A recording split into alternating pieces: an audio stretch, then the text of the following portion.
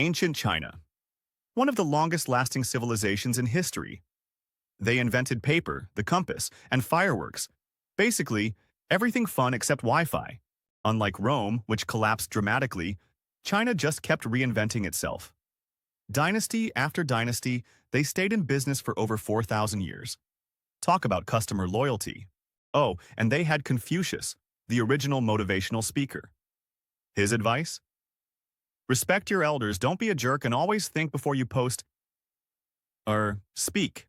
China's first emperor, Qin Shi Huang, was a big fan of unification. He conquered warring states and said, "Boom! One China." He also started the Great Wall. Why? To keep out invaders. Did it work? Not really. But hey, it's great for tourism now. Qin Shi Huang also wanted to live forever.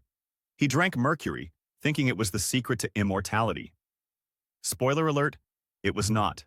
Before he died, he built a massive tomb with 8,000 terracotta warriors. That's what we call over-preparing for the afterlife. Next up, the Han Dynasty. They invented paper, made Confucianism the rulebook, and got really into bureaucracy, because nothing says power like paperwork. Speaking of paper, thank the Han for that. Before paper, people wrote on bamboo strips. Imagine carrying a scroll just to write your grocery list. They also had the Silk Road, a giant trade network where China swapped silk for gold, glass, and other people's bad ideas. Meanwhile, Chinese medicine was getting advanced. Needles in your skin? That's acupuncture. Drinking herbs? That's tea.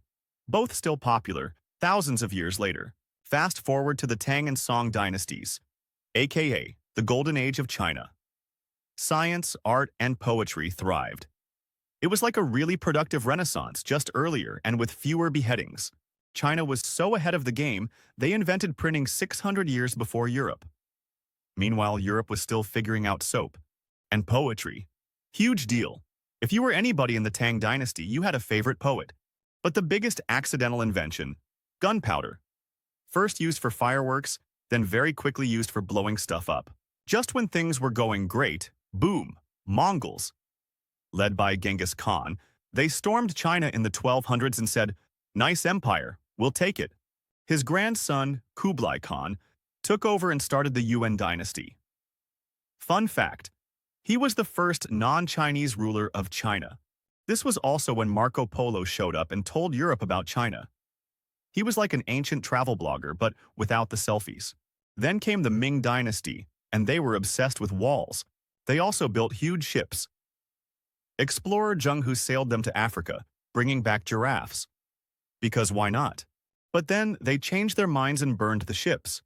No more global adventures, just staying home and perfecting porcelain dishes. Next, the Qing dynasty took over. They expanded China to its largest size, but also made some questionable decisions, like letting Europeans sell opium. That did not go well. Eventually, the world caught up with China, and by 1912, the empire was over. But don't worry, China wasn't going anywhere. Fun fact, the Great Wall is not visible from space, but it is visible from really far away. China invented fireworks, but they probably didn't expect them to be used for New Year's and YouTube stunts. And of course, tea. China's ultimate flex, an entire world addicted to leaves and hot water. China may have changed, but its history is still legendary. Now, go drink some tea and reflect on your life. Confucius would approve. Next chapter, the birth of Christianity.